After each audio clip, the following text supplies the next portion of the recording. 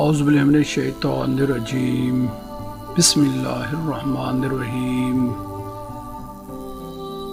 بیدم وارثی فرماتے ہیں، بیدم یہی تو پانچ ہیں مقصود کائنات، بیدم یہی تو پانچ ہیں مقصود کائنات، خیر و نساء حسین و حسن مصطفیٰ علی۔ سبحان اللہ، جن کی مدح و ستائش اور تعریف و توصیف قرآن بیان کرے، انسان ان کی تعریف کا کیا حق ادا کر سکتا ہے؟ گلستان رسالت کی بہاروں اور چمنستان نبوت کے پھولوں کے حضور میں کون سے عقیدت کے پھول پیش کرنے کے قابل ہو سکتے ہیں؟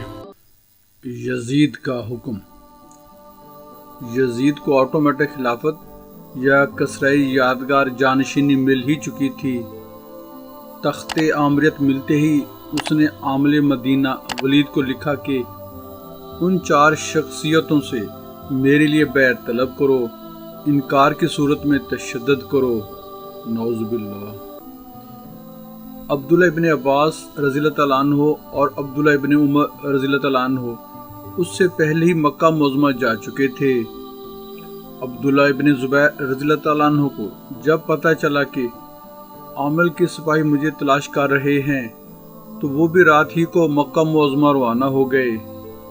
ان میں سے اب امام علی مقام علیہ السلام ہی مدینہ منورہ میں موجود تھے، جنہیں ولید نے دارالامارت میں بلایا۔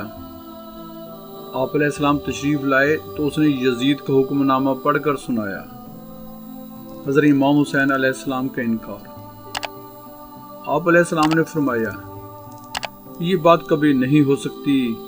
پہلی بات تو یہ ہے کہ یہ نظام روح اسلام کے منافی ہے۔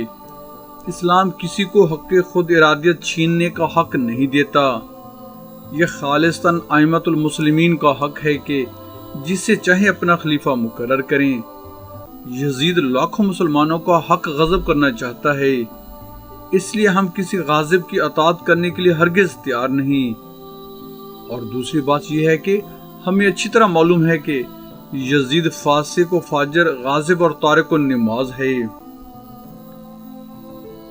ان صورتوں میں ہمارے لیے قطعی طور پر ناممکن الامر بات ہے کہ ہم کسی فاسق و فاجر، غاصب اور ڈکٹیٹر کی اطاعت کریں۔